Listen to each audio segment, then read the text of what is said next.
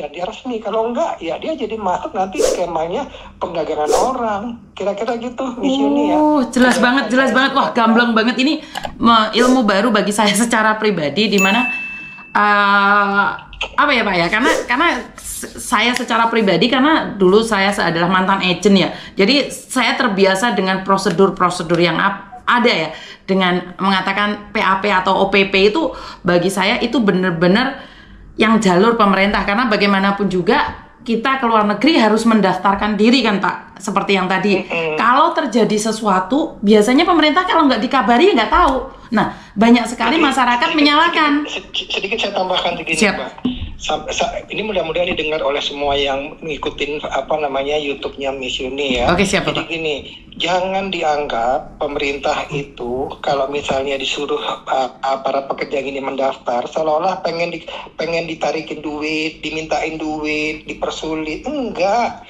Itu hanya terbatas tuh pendataan. Dapat namanya, mau kemana kerjanya, PT-nya apa, majikannya siapa namanya, alamatnya di mana, nomor kontaknya berapa, kontraknya seperti apa, berapa jam dia kerja, tujuannya apa. Kalau terjadi sesuatu kepada yang bersangkutan, misalnya kontraknya dilanggar atau dia mendapatkan kasus-kasus yang akan mengancam jiwanya, kemana dia mau mengadu? Kalau nggak terdaftar di kita, kalau misalnya kayak gini kan gampang. Dia tinggal lapor nanti melalui saluran-saluran yang ada, baik ke KBRI, KJRI atau ke kami cek ke database. Oh ya, dia ada di kota ini, di negara ini, kontraknya dengan PT ini. Kami langsung ngambil sikap, kami hubungin KBRI terdekatnya. Halo Pak KBRI, tolong datangin PT ini di jalan ini, majikannya ini, kontraknya ini ada satu PMI kita yang tidak diperhatikan, tidak dihormati kontraknya, sehingga dia diperlakukan tidak semestinya. Tolong dibantu, kalau bisa misalnya kalau memang dia harus dipulangkan, pulangkan. Nah, itu yang hadirnya pemerintah di situ. Nah, inilah yang kadang-kadang teman-teman salah paham, Pak. Dikiranya menumpuk data lah, dikiranya ambil uang. Saya di sini konten saya selalu menjelaskan, kenapa sih kalau kamu nggak lapor, pemerintah mana tahu kamu ada di mana? Bener nggak sih, Pak? Kalau saya ngomong kayak gitu. Betul, emang kita cenayang, kita malaikat, tahu di mana Anda berada, saja. Ya, jadi ini sangat gamblang sekali. Pak, izin.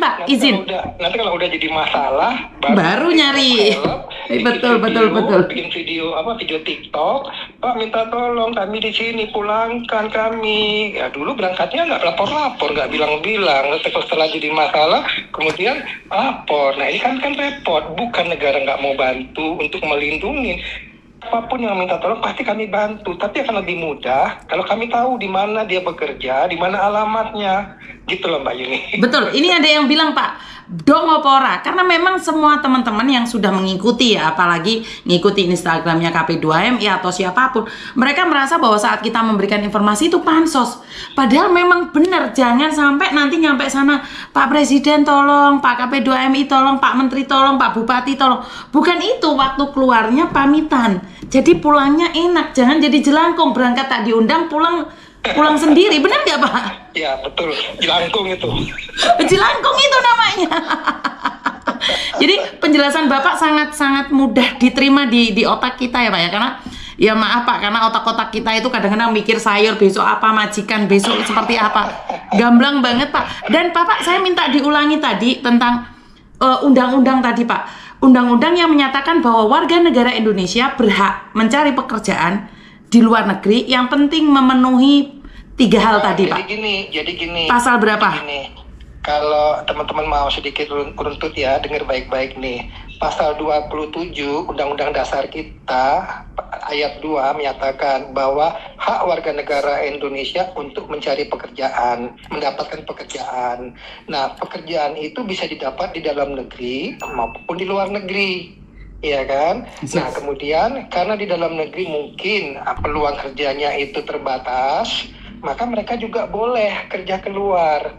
Tidak ada yang melarang semua warga negara kita untuk bekerja keluar. Dan negara mana yang mau di tempat dia bekerja, itu semua diatur dalam pasal 31 Undang-Undang 18 kita. di mana di Undang-Undang 18 itu di pasal 31 itu ada disebutkan ada kriteria negara-negara yang boleh dimasuki oleh pekerja kita. Pertama adalah negara itu memiliki sistem perlindungan tenaga migran dari luar negeri. Artinya kalau dia mau masuk ke Serbia, selama Serbia memiliki undang-undang perlindungan pekerja migran dari luar negeri, dia boleh. Bapak maaf sebentar Pak. Ini saya potong sebentar. Bagaimana dengan undang-undangnya ada, orangnya ada, tetapi ini dimanfaatkan oleh calo Pak. Ternyata tidak diterbangkan. Apakah calo tersebut bisa dilaporkan atau bisa dipenjarakan? Contohnya di Australia ini Pak, banyak sekali orang banyak sekali lapor, tapi kembali lagi masyarakat juga jangan mudah tergiur, jangan mudah terbujuk rayu mereka. Betul. Mereka itu kan memanfaatkan kelemahan kita, iming-iming duit, kemudian iming-iming gaji besar tanpa dokumen. Ya semua orang pengen kan? Betul. Inilah makanya masyarakat Indonesia itu mungkin jangan-jangan gara-gara sering makan mie instan kali ya, jadi pengen hidupnya semua serba instan. Karena gini Pak, ada satu ya Pak ya di TikTok, salah satu TikTok itu mengatakan bahwa ada pembukaan job di Australia umur dari 22 tahun sampai 60 tahun. Terus ada yang nanyain, nggak bisa bahasa Kak, sudah umur 60 boleh? Boleh. Nggak apa-apa kok, metik buah aja nggak usah pakai bahasa Inggris. Lah, ini kan sebenarnya nyata-nyata penipuan ini Pak. Tapi masyarakat kita itu masih percaya, bahkan debat sama saya. Nah, mereka itu memakai undang-undang tadi, setiap warga negara Indonesia berhak mendapatkan pekerjaan. Loh, kan bingung saya jadinya Pak. Iya, undang-undang itu memang itu undang-undang dasar kita loh ya Mbak ya, pasal 27 ayat 2. Jadi kalau yang dengerin di sini coba deh buka undang-undang dasar kita pasal 27 ayat 2 bahwa semua warga negara itu berhak memperoleh pekerjaan. Ya kan, di dalam negeri, artinya kalau pekerjaan memang nggak dijelaskan dalam negeri atau luar negeri, tapi itu diartikan bisa bekerja di dalam negeri, bisa juga ke luar negeri. Keluar negeri ke negara mana aja. Nah, negara mana aja itu diatur dalam Undang-Undang 18.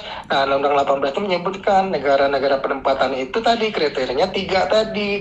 Kalau salah satu terpenuhi, ya silakan. Tapi kembali lagi, harus terdaftar. Artinya kalau dia mau ke Serbia atau ke negara manapun di dunia ini, dia lapor, datang ke Disnaker atau kantor BP3MI, BP2MI. Intinya itu menyampaikan bahwa Pak saya mau bekerja ke sini, saya dapatkan ini peluangnya, apakah benar peluang kerja ini, bagaimana cara saya daftarnya, nanti akan diarahkan kemana dia ikut ke PT-nya, nanti ada pelatihannya, dokumen yang disiapkan dan sebagainya. Itu nanti yang akan kita pakai sebagai dasar perlindungan bahwa negara hadir untuk melindungi mereka kalau terjadi sesuatu gitu, Mbak Yuni. Oh, sangat jelas sekali ya teman-teman. Nah, ini ilmu baru, setiap hari ilmu baru.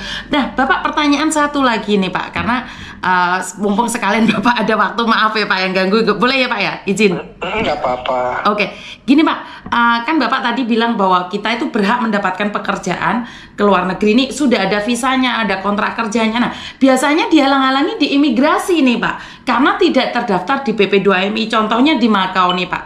Itu menurut tanggapan Bapak, apakah BP2MI itu tidak terkonek oleh imigrasi atau imigrasinya yang tidak paham dengan undang-undang tersebut, Bapak? Izin. Jadi gini, ini ibarat seperti dua mata pisau, ya, dua mata pedang. Jadi posisinya itu sama-sama tajam. Jadi kalau ini nggak dilakukan dengan hati-hati, bisa melukai satu sama lain. Jadi gini. Siap. Kita melihat bahwa pintu terakhir untuk seseorang bisa berangkat kerja ke luar negeri itu adalah dia memiliki paspor.